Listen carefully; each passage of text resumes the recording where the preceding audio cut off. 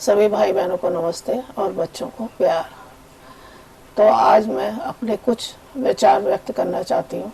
अगर आपको अच्छे लगे तो कमेंट में मुझे ज़रूर बताएं। तो जब हम मिट्टी के अंदर एक छोटा सा बीज डालते हैं, उसमें खाद पानी डालते हैं और उसके बाद उसके अंदर एक छोटा सा पौधा उगता है और वो पौधा धीरे धीरे बड़ा होकर के एक पेड़ बन जाता है। और उस पेड़ के अंदर क्या होता है कि कुछ समय बाद जब वो बहुत बड़ा वृक्ष हो जाता है, उसका कुछ समय होता है, उसके बाद उसके अंदर फल आने लगते हैं। अब वो फल खट्टे आएंगे या मीठे आएंगे ये तो समय ही बताता है जब हम उसको चाखेंगे। तो मेरा यहाँ पर कहने का मतलब सिर्फ इतना है कि जब हमें मनुष्य का जन्म मिला तो हमने जो हमारा कर्तव्य था वो पूरा किया। कर्तव्य ये है कि हमने अपने बच्चों को जन्म दिया, उनको पढ़ाया लिखाया और सक्षम बनाया। उसके बाद उनकी जो भी शादी वगैरह जो कुछ भी करनी थी वो हमने अपने सब कुछ कर दी। तो बच्चों के लिए तो हमने अपना जीवन जी लिया। अब आज के टाइम में जो शादियां होती हैं, जैसे हम लोगों की शादियां हुई तो 13-14 साल की उम्र में तो हुई नहीं, परिपक्व होने के बाद ही शादियां हुई।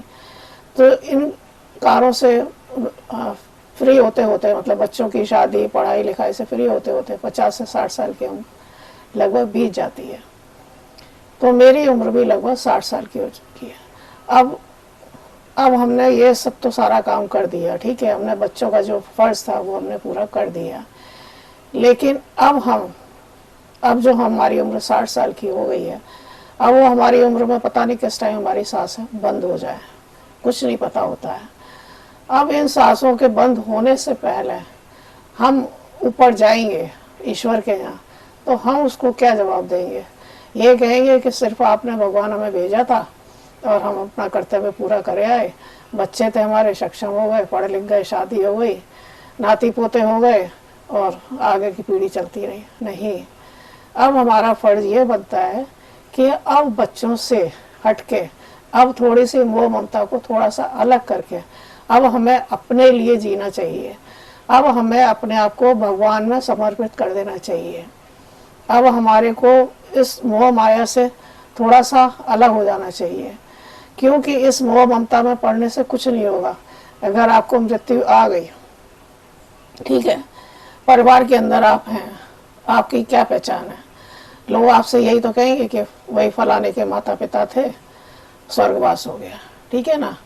ले जाएंगे शमशान तक, राम राम सत्य करेंगे, उसके बाद घर आएंगे और दूसरे दिन एक शोक सभा होगी और उसके अंदर एक आपकी फोटो लगा दी जाएगी और उसमें नीचे लिख दिया जाएगा स्वर्गीय जो भी आपका नाम है, और उसमें माला चढ़ा दी जाएगी।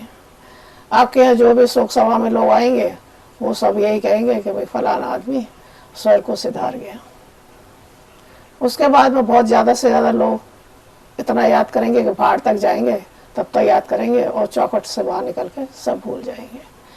आपके परिवार के लोग हो सकता है आपको 13 दिन तक याद करें, या हो सकता है 1 महीने तक याद करें, उसके बाद तो आपको कोई नहीं याद करेगा। क्यों?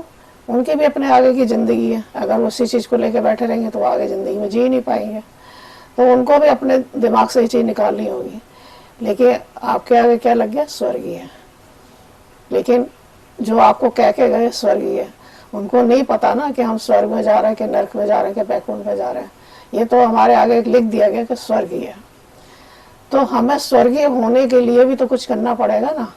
तो इसलिए हमें अब भगवान को समर्पित कर देना चाहिए और अब भगवान की सेवा में लग जाना चाहिए। अगर हमारा शरीर स्वस्थ है और हम पैसे से भी सक्षम हैं, तो बहुत सी ऐसी माताएं हैं, बहुत से ऐसे पिता हैं जो आज भी अपने शरीर से लाचार हैं, हमें उनकी सेवा करनी चाहिए। बहुत से बच्चे ऐसे हैं जो विकलांग है, या वो उनकी हमें सेवा करनी चाहिए। हमारे को निस्वार्थ इस समय पे जितनी हमसे सेवा हो सकती है, पशु की हम सेवा करें। छोटे छोटे पक्षी होते हैं वो घायल हैं, अगर उनकी तो सेवा करें। और बाकी जितना भी ध्यान है वो अपनी कथा में, अपने भगवान के नाम में, अपने भगवान की पूजा में, रामायण में, ग्रंथ में, इसमें लगाए। आप देखिए जितने भी बड़े बड़े महापुरुष हुए थे जिनका नाम आज भी दुनिया में लिया जाता है, आज भी इतिहास में उनका नाम युग बदल गए लेकिन उनका नाम नहीं बदला। क्यों नहीं बदला? क्योंकि वो कुछ ऐसा करके गए। आज भी तुलसीदास रामायण लिख के गए ना, वो एक ग्रंथ लिख गया लेकिन आज तक उन्हें कोई भूला नहीं। आज भी लोग कहते हैं कि तुलसीदास ने एक रामायण ग्रंथ लिखा। इतनी बड़ी महाभारत हुई, उसको भी लोग याद करते हैं। इसी तरह से बहुत सारे महापुरुष हुए जो अपना कुछ करके गए। राम थे, राम ने भी हमको एक संदेश दिया है। क्या क्या भगवान राम क्या अपना वनवास रोक नहीं सकते थे? रोक सकते तो स्वयं भगवान थे, जन्म लेके आए थे। लेकिन वो हमें एक संदेश देने के लिए आए थे कि हम मनुष्य के जीवन में इस युग में आए हैं और मनुष्य के युग में हम क्या कर सकते हैं।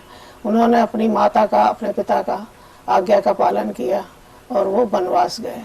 वनवास जाने के बाद उन्होंने क्या संदेश दिया? कि यही संदेश दिया कि अपने माता पिता की आज्ञा का पालन करना चाहिए।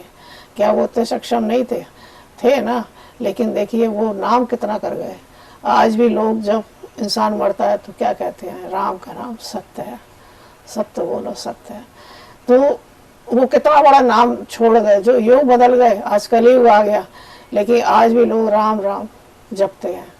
तो हमें भी तो भगवान ने दिया है, हमें भी तो दिमाग दिया है ना। हमें भी तो भगवान ने ये दिमाग दिया है, ये हाथ दिए, पैर दिया है, पूरा शरीर दिया है। हमको भी तो पूरा मानव रूप दिया है ना। तो हम क्यों नहीं इस चीज़ को कर सकते हैं?